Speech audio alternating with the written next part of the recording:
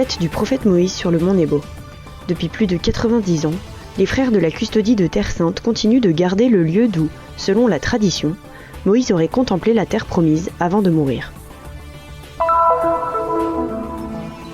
Le 8 septembre, à la basilique Sainte-Anne de Jérusalem, une célébration solennelle a eu lieu en l'honneur de la naissance de la Vierge Marie.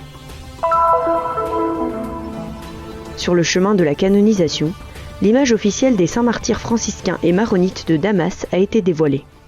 Il s'agit d'une œuvre graphique de l'illustrateur italien Andrea Pucci. La mission de la custodie de Terre Sainte sur l'île de Chypre, une présence qui fait la différence depuis des siècles en apportant l'évangélisation, la culture et l'éducation.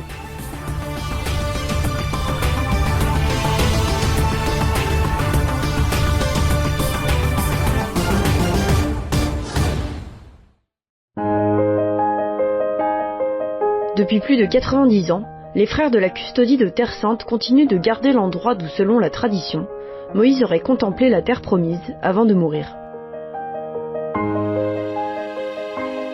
Il s'agit d'un lieu fascinant, où la figure de Moïse est encore vénérée aujourd'hui par les juifs, les musulmans et les chrétiens.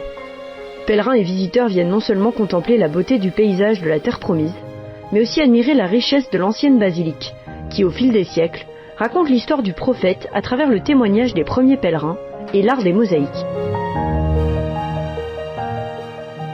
Le vendredi 6 septembre, des centaines de fidèles ont ainsi assisté à la fête du prophète Moïse.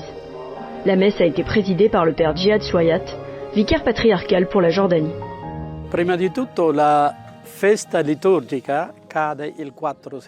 Cette fête liturgique tombe le 4 septembre. Depuis quelques années, nous la déplaçons vers un vendredi proche de cette date, car le vendredi est ici un jour de fête pour tout le monde. C'est pourquoi nous avons fait ce choix, afin de permettre à la population locale, en particulier aux chrétiens, de participer.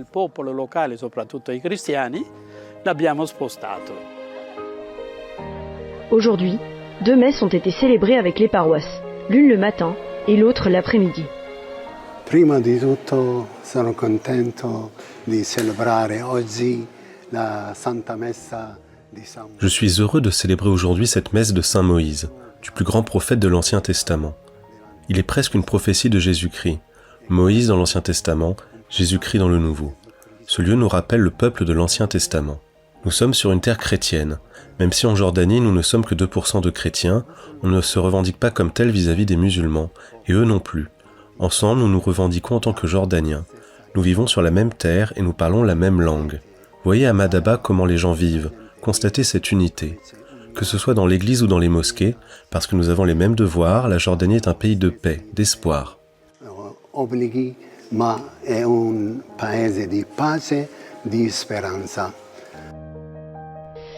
Le frère Bernard et les frères franciscains vivant au mont Nebo parlent également de la présence des pèlerins au sanctuaire et des difficultés causées par la guerre. Allora, questo come una onda.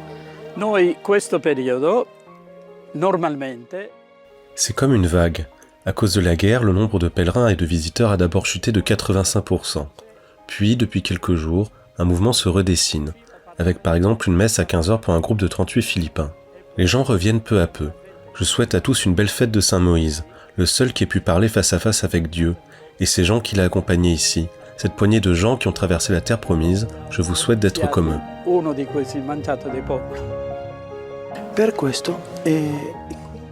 Si les pèlerins et les touristes viennent visiter ce lieu saint du prophète Moïse, c'est également pour l'Église, en particulier parce qu'elle est toujours ouverte et accueillante. Malgré cette situation de guerre, beaucoup sont venus la voir. Ici aussi en Jordanie, nous avons de belles choses. Nous sommes 3 frères, et notre tâche principale est d'accueillir les pèlerins, puis de prendre soin du sanctuaire et de recevoir ceux qui viennent sans être des pèlerins. Nous consacrons notre temps à tous les visiteurs du mont Nebo. Le mois de septembre est habituellement la haute saison, mais en raison de la guerre à Gaza, nous ne recevons malheureusement pas plus de 250 ou 300 personnes par jour. En temps normal, nous atteindrions 4000 ou 5000 personnes.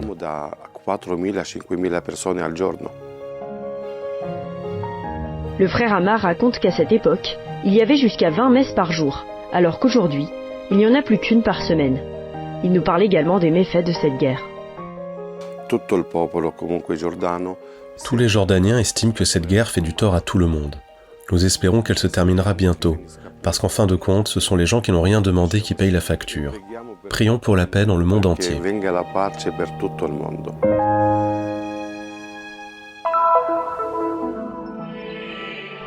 Le calendrier liturgique nous a conduits le 8 septembre à la maison de Sainte Anne et de Saint Joachim, où selon la tradition, la Vierge Marie est née. Donc la nativité de la Vierge Marie que nous célébrons aujourd'hui, eh bien, je pourrais dire ici Sainte Anne, c'est le centre mondial de cette grande fête. Je disais que c'est un lieu 2 fois saint parce que c'est aussi le lieu d'un miracle de Jésus, un miracle très important que nous lisons au chapitre 5 de l'évangile de Jean.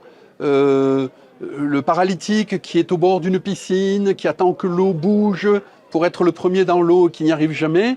Puis Jésus arrive, il lui demande « Veux-tu être guéri ? Prends ton grabat et marche ».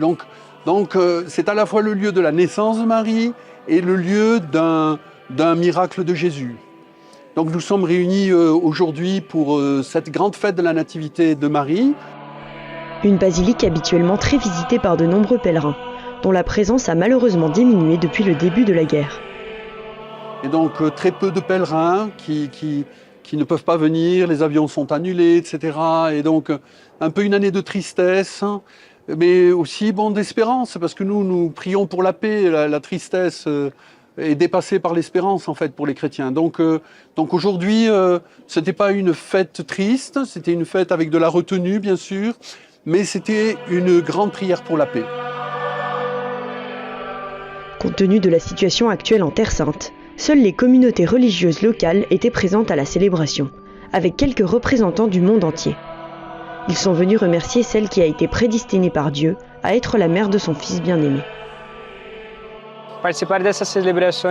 Pour moi, c'est un sentiment indescriptible que de participer à ces célébrations sur le lieu où les événements bibliques se sont déroulés, conformément à la tradition et à notre foi, et aussi de rencontrer ceux qui travaillent ici en Terre Sainte et qui sont engagés dans l'annonce de l'évangile de Jésus.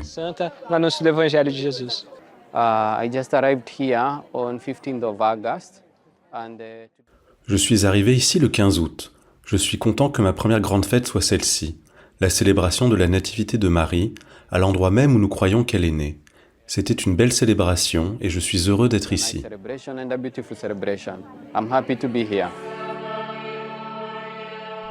La messe a été présidée par le frère Michel Moulindo de la Custodie de Terre Sainte et concélébrée par les prêtres de la communauté franciscaine et les pères blancs, religieux missionnaires, gardiens du lieu.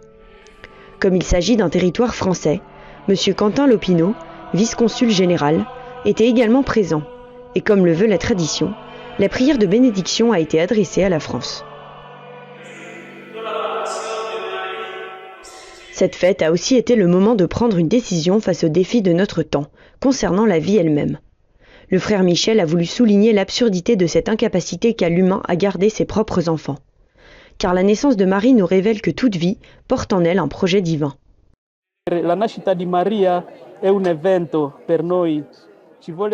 naissance de Marie nous montre, comme nous le lisons dans la lettre aux Romains, que Marie était prédestinée pour être la mère de Jésus, la mère de l'Emmanuel, du Dieu avec nous. Ainsi, chaque naissance est toujours un événement. Chaque enfant est préservé et prédestiné à quelque chose. Aujourd'hui, d'une manière particulière, l'Évangile nous invite, le monde entier, tout comme nous, à préserver la vie, à garder la vie, à sauvegarder la vie de toutes les manières possibles. D'une manière particulière, nous prions pour ces enfants tués à cause des cœurs endurcis de certains.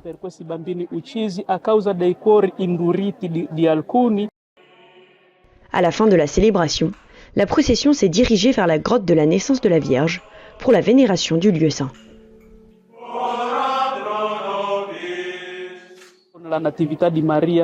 Avec la nativité de Marie, nous demandons la grâce de chérir chaque jour notre vie chrétienne.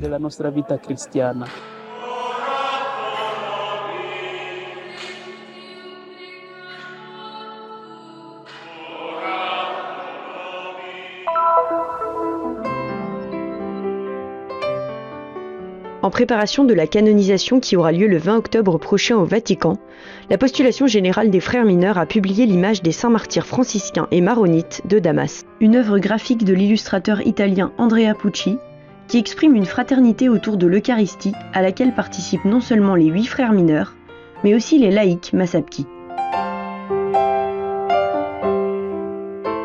Saint Manuel Ruiz, supérieur du couvent, vêtu d'une étole rouge, tient une pyxide avec l'Eucharistie, au centre de la composition.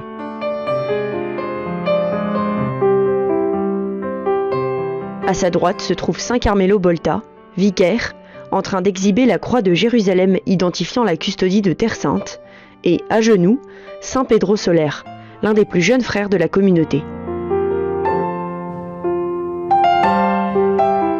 À sa gauche se tiennent les 3 saints frères Massapki, François, en train d'arborer les armoiries du patriarcat catholique maronite, Saint Mouti, avec une palme, et Saint Raphaël, le plus jeune des 3, les mains jointes, en souvenir de son amour pour la prière. Les autres martyrs franciscains couronnent ces figures du premier plan. On a essayé d'attribuer à chacun d'entre eux des traits aussi proches que possible de leur physionomie réelle et de leur âge respectif. Comme enrichissement décoratif, et presque à la manière d'une litanie, les noms de chacun d'entre eux sont rédigés en caractères latins et correspondent à leurs figures respectives. Il s'agit d'une référence à la peinture de 1926, réalisée par les sœurs franciscaines missionnaires de Marie, et où les noms, graphiquement très petits, étaient inscrits dans les auréoles individuelles. La couleur du ciel a été choisie pour l'arrière-plan, tandis qu'en bas, fidèlement reproduite d'après d'anciennes photographies du XIXe siècle, se trouve la ville de Damas, le lieu du martyre, et la cité sur laquelle les saints martyrs exercent leur protection spéciale.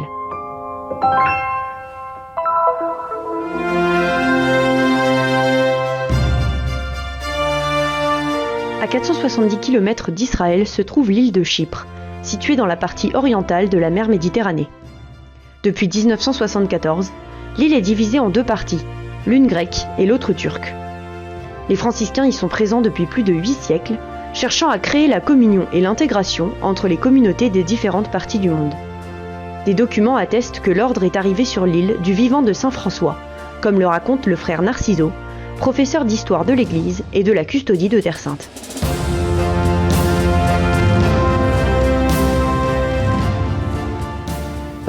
Saint François s'est-il arrêté à Chypre? Probablement oui, car les navires venant d'Europe étaient obligés de se ravitailler. Il est plausible qu'il s'y soit arrêté lors de l'une de ses escales au port de Limassol. L'église latine de Chypre compte 4 paroisses, qui appartiennent au patriarcat latin de Jérusalem. À Larnaca, dans l'église paroissiale de Sainte-Marie de Grasse, se trouve également le couvent des frères franciscains, où vivent 2 d'entre eux.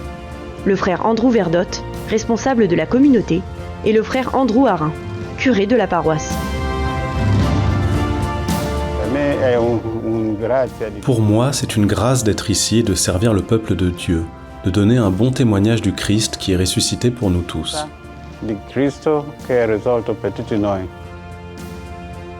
À Nicosie, la paroisse Sainte-Croix est un lieu de rencontre pour la communauté chrétienne locale. Le frère Zaccheus Dulniok, de Pologne, représentant de la custodie et directeur de l'école Terra Santa, le frère Gabriel Vormawa, du Ghana, le frère Daniel Mousse, des États-Unis, et le curé de la paroisse, le frère Théodorus Beta, d'Indonésie, y exercent tous leur ministère. Cette église est dédiée au triomphe de la croix du Christ et accueille aujourd'hui des paroissiens de différentes nationalités, qui chaque dimanche participent activement aux messes célébrées en plusieurs langues et prennent part aux autres activités d'évangélisation menées dans la paroisse.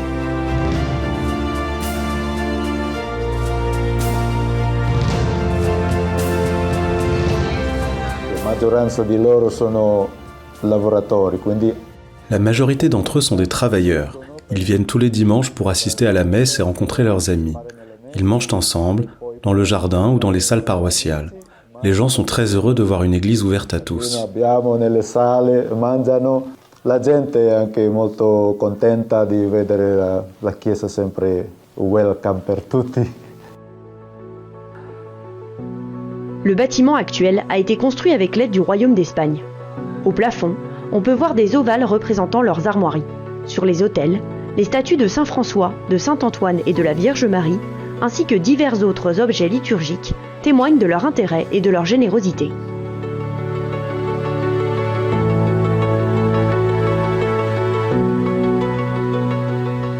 Cette paroisse dessert également les communautés du nord de l'île, la communauté de Kyrenia, dans l'église dédiée à Sainte Élisabeth de Hongrie, et celle de Saint Cyril, qui partage l'espace de culte avec d'autres confessions religieuses. À l'occasion de notre visite, 14 jeunes étudiants de différents pays africains ont reçu le sacrement de confirmation. Monseigneur Bruno Variano, évêque auxiliaire et vicaire patriarcal pour Chypre, a présidé la cérémonie.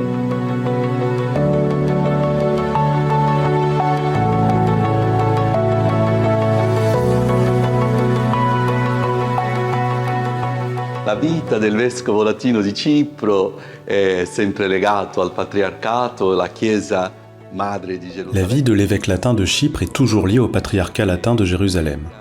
Nous travaillons beaucoup ici parce que nous sommes une église en croissance, avec une augmentation du nombre d'immigrants et de réfugiés qui arrivent sur l'île. Nous avons beaucoup de frères et de sœurs qui demandent à devenir des chrétiens catholiques et qui commencent un chemin d'initiation chrétienne dans nos différentes paroisses. Et cela nous apporte beaucoup d'espoir. Fanno l'iniziazione cristiana nelle varie parrocchie e questo possiamo dire che ci porta tanta speranza. L'éducation est un autre volet de la mission franciscaine à Chypre. L'école Terra Santa, construite en 1646 par les franciscains, a été la première école de Nicosie. Aujourd'hui, elle accueille environ 700 élèves, de la maternelle jusqu'au lycée. Enseignants et élèves y ont été des témoins de la beauté des relations et de l'excellence de son enseignement. Tous y ont fait et y font encore l'expérience d'une atmosphère de famille, de respect et de formation aux valeurs qui favorisent le développement intégral de chacun. Il motto della scuola è la virtù, creatività. La devise de l'école est la suivante: vertu, créativité et ouverture. Telle est la mission de l'école. Nous essayons de former nos élèves à être ouverts à tous, tant sur le plan religieux que sur le plan culturel. Per tutte, sia la religione sia la cultura.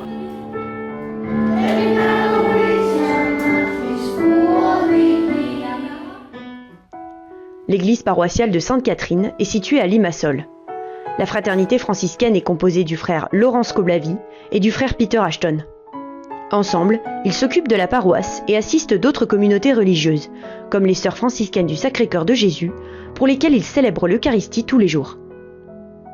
Cette congrégation féminine, fondée en 1861 par la duchesse Laura Lerude et le père Gregorio Fioravanti, frère mineur, a donné naissance à de nombreuses missions éducatives à travers le monde.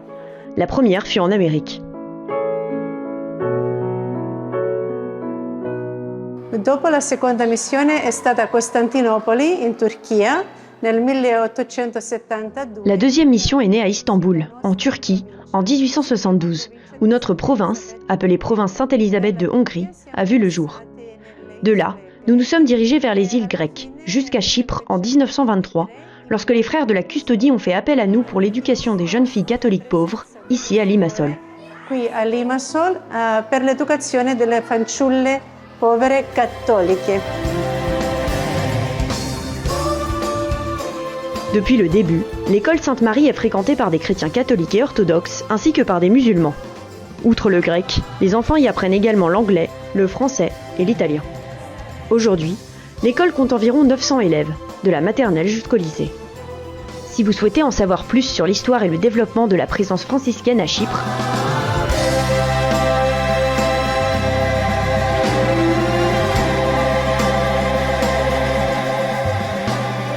la série est également disponible sur la chaîne YouTube du Christian Media Center, dans la liste de lecture Franciscans in Cyprus.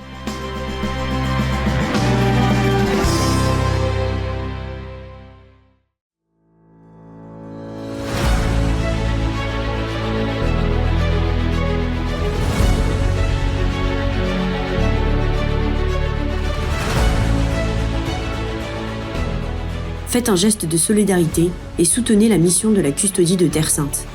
Le Christian Media Center diffuse la bonne nouvelle du Christ en faisant connaître au monde la spiritualité des lieux saints et la vie des chrétiens locaux. Votre contribution nous aidera à porter toujours plus loin l'annonce du Seigneur ressuscité aux hommes et aux femmes de toutes les langues et de toutes les nations. Pour nous aider, il vous suffit de scanner ce QR code. Votre choix fait la différence.